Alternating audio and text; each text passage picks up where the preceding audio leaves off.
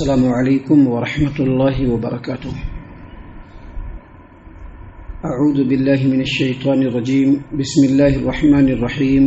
واللہ یعلم ما تسرون وما تعلنون والذین یدعون من دون اللہ لا یخلقون شیئا وهم یخلقون اموات غیر احیاء وما یشعرون ایان یبعثون الہکم الہ واحد فالذین لا یؤمنون بالآخرۃ قلوبهم منکرۃ وهم مستکبرون لا جرم ان اللہ یعلم ما یسرون وما یعلنون انہ لا یحب المستکبرین۔ محترم سامعین اکرام، سورۃ النحل سورہ نمبر 16 اور اسی سورت سے بھی آپ کے سامنے آیت نمبر 19 سے لے کر کے آیت نمبر 23 تک آپ کے سامنے تلاوت کی گئی، یعنی 19 20 21 22 23 یہ چند آیات آپ کے سامنے تلاوت کی گئی۔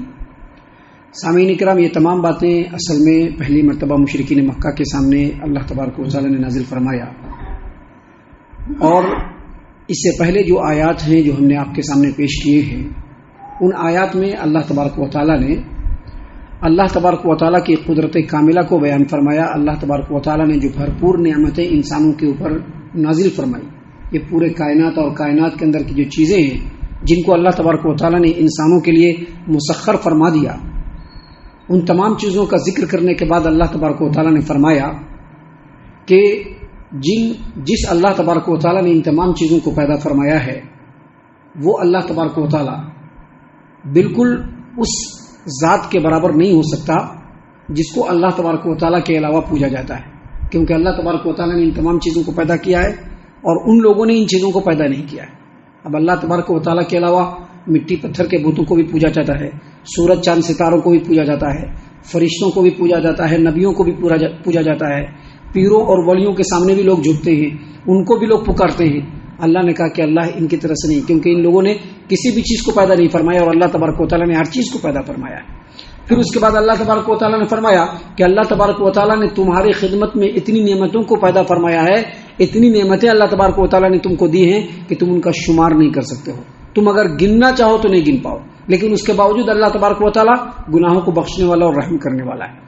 اب یہاں پر اللہ تبارک و تعالیٰ نے فرمایا واللہ یعلم ما تسرون وما تعلنون، اور اللہ تبارک و تعالیٰ جو کچھ تم چھپاتے ہو اس کو بھی جانتا ہے اور جو کچھ تم ظاہر کرتے ہو اللہ اس کو بھی جانتا ہے، یعنی تمہارے دلوں کے اندر کوئی بات چھپی ہوئی اللہ اس کو بھی جانتا ہے، اور لوگوں کے سامنے جو تم جن چیزوں کو ظاہر کرتے ہو اللہ اس کو بھی جانتا ہے۔ مطلب یہ ہے کہ ناشکرے لوگ، دنیا دار قسم کے لوگ، منافق لوگ، مشرک لوگ ہرگز یہ نہ سمجھیں کہ ان کی جو تقصیرات ہیں، ان کی جو چھپی ہوئی باتیں ہیں، ان کی جو کرتوت ہیں وہ اللہ تبارک و تعالیٰ کے علم میں نہیں، ایسا وہ ہرگز نہ سمجھے، کیونکہ اللہ تبارک و تعالیٰ تو ہر چیز کو جانتا ہے، جو ظاہر ہے اس کو بھی جانتا ہے، جو چھپی ہوئی باتیں اس کو بھی جانتا ہے، جو دلوں کی خیانت ہے اللہ اس کو بھی جانتا ہے، جو آنکھوں کی خیانت ہے اللہ اس کو بھی جانتا ہے، دلوں کے بھید کو بھی اللہ جانتا ہے۔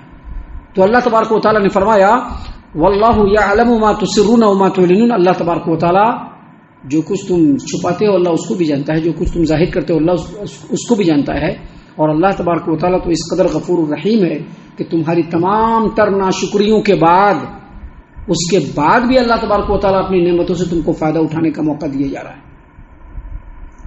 سمجھنے کی باتیں ہیں۔ اس کے بعد اللہ تبارک و تعالیٰ نے ڈائریکٹ مشرکوں کو مخاطب فرمایا۔ یہ مشرکین مکہ بھی ہیں اور یہ آج کے زمانے کے مشرکین بھی ہیں، جو قبروں پر جاتے ہیں، درگاہوں پر جاتے ہیں، آستانوں پر جاتے ہیں اور جا کر کے وہاں پر جو مرے ہوئے ہیں ان سے مانگتے ہیں، ان سے فریاد کرتے ہیں، ان کے سامنے جھکتے ہیں، ان پر چادریں چڑھاتے ہیں، پھول مالا چڑھاتے ہیں اور ہمیشہ حاضری دینے کے لیے جاتے ہیں کہ یہ بڑے بزرگ ہیں۔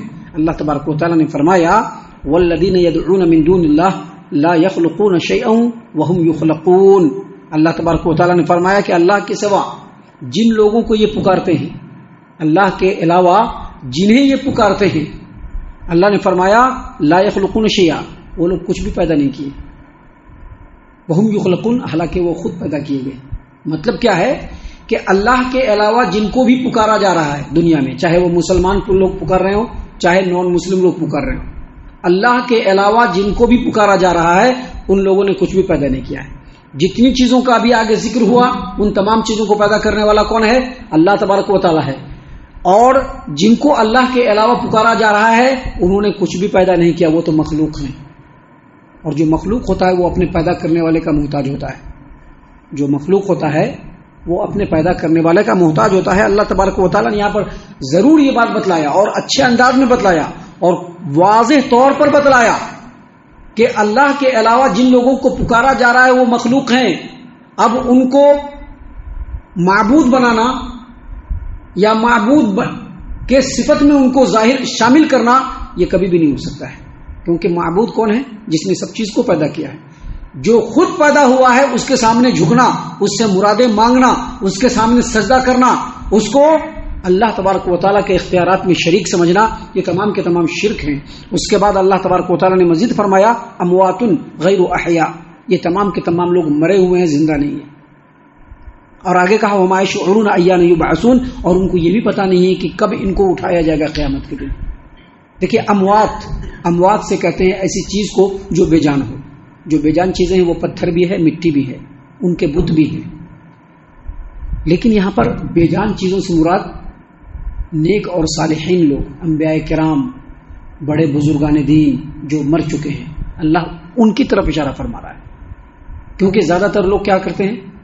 نیکوکار لوگوں کے مزاروں پر جاتے ہیں یا ان کے بتوں کے سامنے جھکتے ہیں اور یہ سمجھتے ہیں کہ یہ اللہ کے بڑے ہی برگزیدہ بندے ہیں اور اللہ تبارک و تعالیٰ تک ہماری باتوں کو پہنچانے والے ہیں. اللہ نے یہاں پر فرمایا اموات، یہ لوگ مرے ہوئے ہیں، غیر احیاء، یہ زندہ نہیں ہیں. وما یشعرون ایان یبعثون، چونکہ یہ مر چکے ہیں تو ان کو یہ بھی پتہ نہیں کہ یہ کب اٹھائے جائیں گے.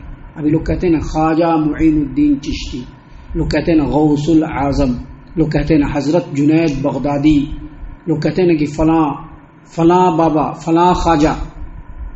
یہ سارے کے سارے مر چکے ہیں، ان کو پتہ بھی نہیں کہ کبھی اٹھائے جائیں گے.